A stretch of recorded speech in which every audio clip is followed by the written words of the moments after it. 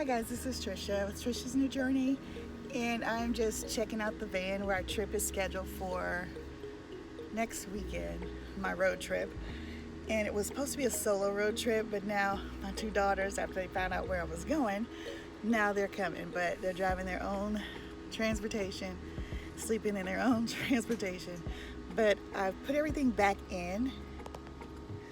So this is just a sneak peek of everything, and I'm just trying to situate everything since I've never actually slept in it with everything. I've added some things for storage and some things I'm still trying to work out for storage, like where am I going to put my food, because the contractor who was supposed to come and do my floor and build a hatch where the stow and go seats used to be didn't show up and hasn't replied. So it's all covered with rugs and I can't access the stow and go areas because I was supposed to have a flooring with hatches.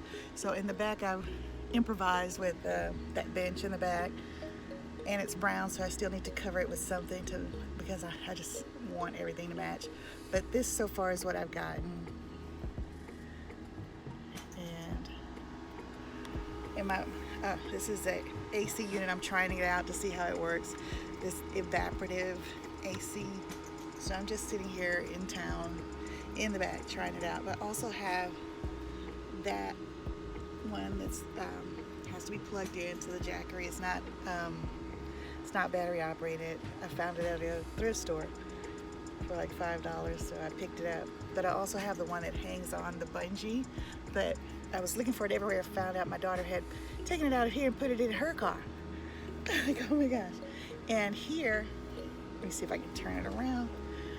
Here I had an ottoman, a storage ottoman, but because this is a minivan, it took up way too much space.